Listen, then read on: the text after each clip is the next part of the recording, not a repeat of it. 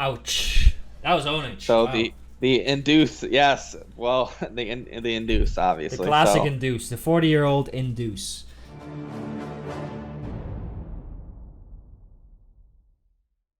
We've got big blind bets who actually made it 3x, which I don't think is his standard open raise size. So maybe because they're deep and this game is very, very loose, he decides to size up, which means he's that shows that he's a clever thinking player, right? He's not just clicking his buttons while playing Candy Crush on the side. He's actually thinking, how can I adjust my strategy potentially and make even more money than I already am? So you see, that's already a sign of a clever player, not just somebody who's lazy. all right. So Iceman decides Okay. to call here, which is interesting, considering the fact that big blind bets raise quite large, and he loves the 3-bet. So I would say his range is not that strong. What do you think about this range? Yeah, I don't think this is something he usually has in his wheelhouse. So I kind of agree with you. He's not going to be super nutted, but he's going to have I guess something maybe similar to maybe a little bit wider than what you would consider a button flattening range. Some suited connectors, maybe some smaller pairs, a few maybe suited broadways that didn't want a 3-bet, and like I said, probably just wants to get into the pot with the big blind. Mm-hmm. Yeah, I agree. I mean, I do think that his button flattening range would probably be a little bit wider because he'd be in position. But then again, in the small blind, you have some money invested. On the button, you do not. So yeah, I mean, I see this as a lot of hands like pocket eights, ace queen offsuit, king 10 suited. That marginal 3-betting hands that you also don't want to fold, but you don't mind playing this hand multi-way. Inspooled completes the big blind. Casual $3,600 pot. So, And so very interesting. Yeah. Very interesting lead here. What do you think about this one? So Iceman's basically saying like, hey, I could have hit a set, right? And basically my entire range doesn't mind this board. As in, if I have an overpair, I don't mind this board. If I have a set, I don't mind this board. And I'm not gonna have too many overcards that just completely miss, which is not entirely true because he could just have hands like king 10 suited. So he basically leads small to get a thin call out of spools pairs and basically make big blind bets fold overcards. So. It's a very difficult strategy to implement because you really have to know what you're doing. But if you know what you're doing, it could be a good one. So it's very high risk, very high reward. It's very high risk, moderate reward. So you definitely have to be careful, right? Because a moderate reward is fine, but Right. if you Probably easy strategy to mess up. yeah, if you fuck it up completely, then obviously you're going to be bleeding money. You're going to be just face up like leading strong hands and check folding the bad ones, right? And that obviously you don't want that.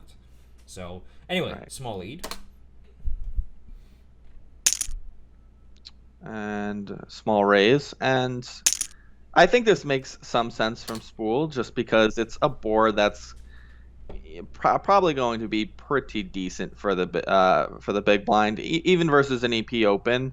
Maybe with the small blind, he's going to be a little bit wider than normal when the small blind comes along, getting maybe as far as maybe some of the lower suited hands he maybe wouldn't normally defend versus an EP open, he would defend here. So it makes some sense to have a raising range, especially versus a small sizing from Iceman.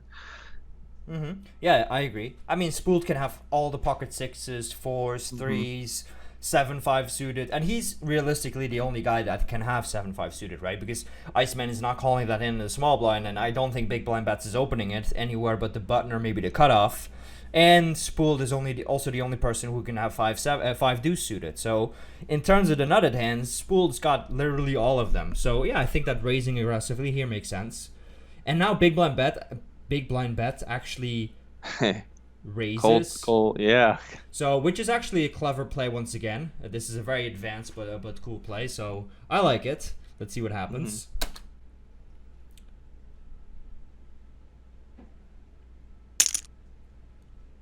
Wow.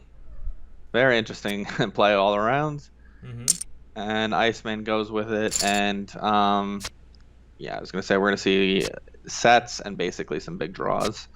Or a hand with a high equity, maybe 6-5 suited. But, So as I was saying, I think Iceman's play is pretty good. Because, I mean, it's good of him to flat such a strong hand in the small blind so he's not just face up and weak. And that he actually has a hand that can face some squeezes and, face some aggression. And getting it in is quite loose, but I think it makes sense against a good aggressive player like big blind bets. sometimes you get a good against hand like maybe king 5 of diamonds or 8-7 of diamonds, maybe like 6-7 of diamonds. And then I do think that he maybe has a little bit of fold equity, so maybe big blind bets takes hand like jacks and 3 bets to flop and then folds to the shove, which is definitely it's definitely ambitious to shove, hoping that he folds, but definitely possible, right? So I'll give Iceman an 8 out of 10, and I'll give big blind bets an 8.5. So how would you rate them? I'd give BB 10 out of 10 swiper boots. I think that's 10 out of 10 comment. So this is quite deep into the game because Jays is really crushing it, and the Spool is doing amazingly well. So I bet Iceman is getting destroyed here. And because of that, he 3-bets. He's saying, I want to get some of the money back. He 3-bets, on the smaller side here, less than 10 big blinds, which is not that standard. He doesn't have a full stack, so maybe that's why he sized down a little bit. But some guys do play a smaller 3-bet strategy. And Jazer ends up 4-betting here, okay. He doesn't go to that large because, he went quite small because Iceman is not 100 big blinds deep. 2.1 it looks like. Something like that. Iceman calls. And this, of course, is like, a celebration board for Jazer. He's going to have aces here every single time. I mean, maybe he calls pre-flop sometimes, but virtually always he'll have aces. He maybe bluff 4-bets and like ace-5, ace-7 suited sometimes, so he's doing very, very well here. And therefore, he could c-bet for a very small sizing and a very high frequency. I mean, Iceman could have hands like 9-8 of clubs or jack-10 of clubs or stuff like that, but other than that, he doesn't have to really worry. So, small c-bet it is, or do you disagree? No, I think this is you kind of nailed it. Also have an ace-king advantage as well. So yeah, pretty much agreed. I also think a hand like 5s is going to be very unlikely for big blind bets. So just going to have a very large nutted advantage here. So yeah, I think the 5 and 7 is a little coordinated. So I'm interested if he goes like quarter pot or 1/3. But yeah, pretty often bet here. Yeah, I think you can go quarter pot. Even smaller, you can go.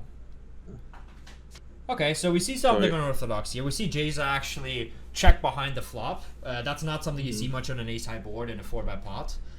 It's a fine play. Obviously, it's quite complicated, right? You'll have to mix it up. You like check back some kings, check back some aces, and maybe check back some kind of no equity, queen 8 suited, of diamonds type of bluff. So it's okay. It's just a more complicated play. Or maybe he thinks that Iceman has absolutely nothing and he's trying to trap him. That's definitely possible as well. So the 4 clubs definitely helps Iceman. I think he has more flushes. I think he's slightly more likely to have a hand like ace-5 suited or ace-4 suited. Slightly more. So I think Iceman's doing a little bit better here. So he could go for a small lead if he prefers. And Iceman eventually, he bets. And Jazer's in a tough spot now, right? If he has a hand like... About 40%. If he has like queens plus clubs, that type of stuff, he'd probably have to call once and decide on the river. And the 4 doesn't change a whole lot. I guess Iceman now improves to a full house with 5-4, ace-4. But the flush is still looking good. But at the same time, he's still losing the aces. If Iceman bets, I think shove is the right play. So far, so good. And quick call. Okay. Oh, wow. That's a very interesting play. So Jazer opens. Talk about that flop check. Yeah. Yeah. Well, that's not even the most interesting part, I think. I mean, first off, he opens pre-flop, which is loose but fine, right? So most people open either 6-4 suited plus or 6-5 suited. 6-3 would be very light. But then he 4-bets, and that's a very interesting play. So you see, at less than 100 big blinds, he decides to 4-bet 6-4, which is definitely quite loose, right? So what he probably thinks is that Iceman is 3-betting too much, or he's 3-betting too small, or he's overfolding the 4-bets, or he's just weak in general, and he's attacking him. So because Jazer knows, okay, 6 high is not the greatest hand, but I'm gonna adjust and become a bit more aggressive, and that's probably because of some type of some type of adjustment against Iceman. Okay. And then Iceman calls with 7s, which is the standard play. Unless you believe that Jazer is a super nit and has no ability to bluff, calling would be standard, and clearly Jazer is a very aggressive, competent player, because he's got 6 high right here. And then Iceman ends up leading turn and river with a set and then a full house, so you can't really blame him. Right. And so interesting enough, I think on the flop, Jazer decides to check back his open-ended straight draw, which I did think was a bit peculiar. I assume he's thinking, oh, if I bet here, Iceman's a good enough player. He's going to have raises on this board. Even yes, it's a good board for us, but he's certainly capable. And I don't want to, if he does raise, or maybe I don't know if he'll have any shoves. I don't want to bet fold something like this much equity, which he can't given his 4-bet pot. So I'm a little perplexed as for why he checked back, but I guess that maybe be something going through his head.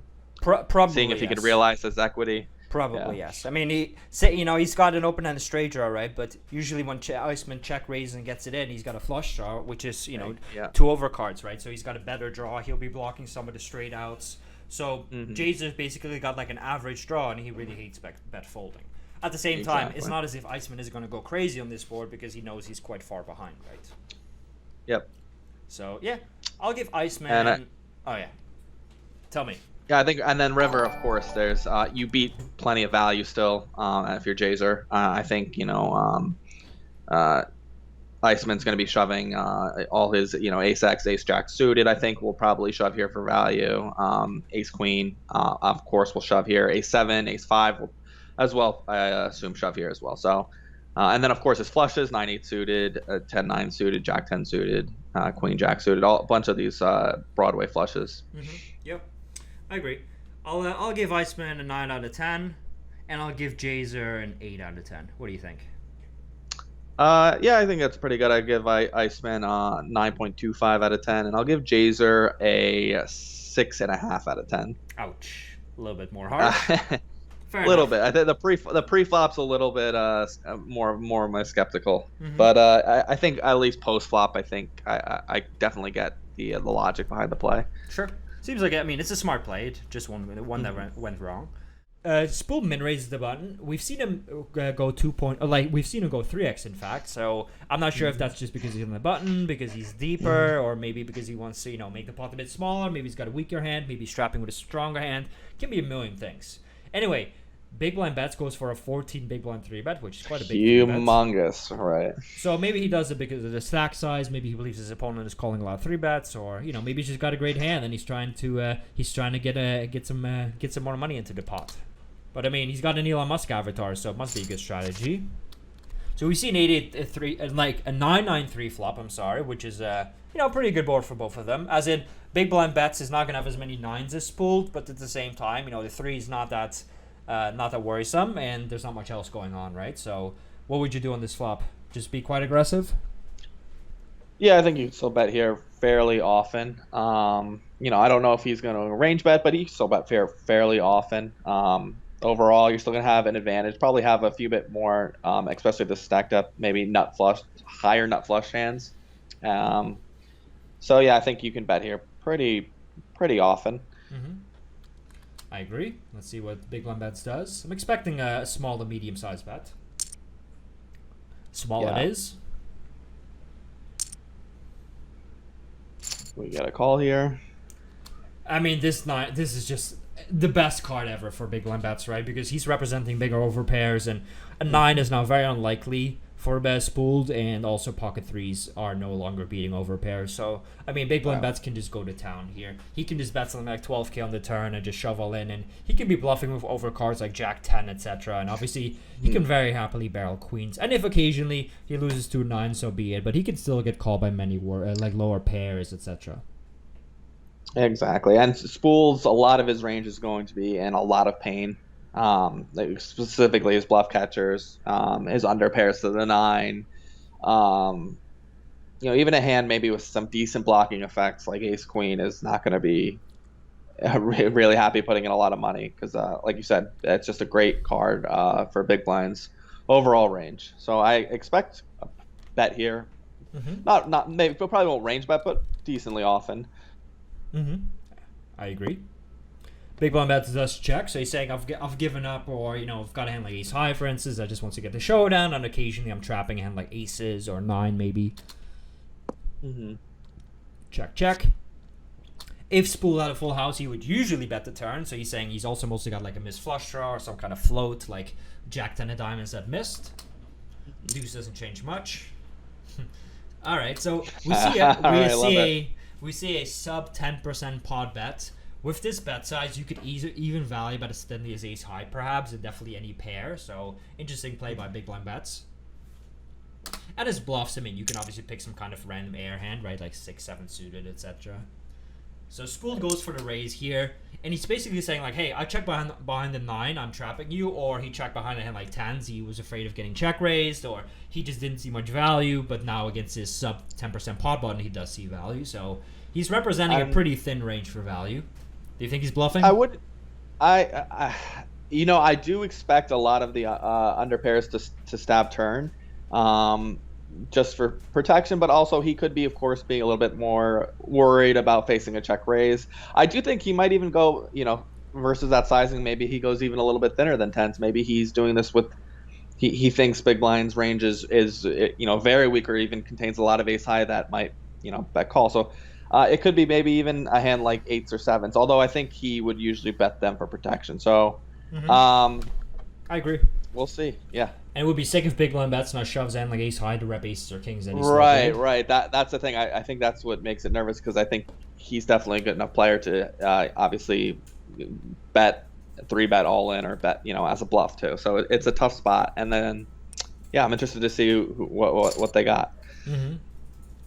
Ouch. That was ownage. So wow. The induce, yes. Well, the induce, obviously. The classic induce, the 40-year-old induce. So ace king is a standard 3-bet, good bet on the flop. Turn is fine to check, and on the river, well, big blind bets probably thought that the button's range is quite weak, and so he value bet very thinly, which is a cool, funky, unorthodox play. I like it. And then he sees this raise and he thinks, well, I've seen this player fast play a lot. I don't think he's really capable of checking back many full houses.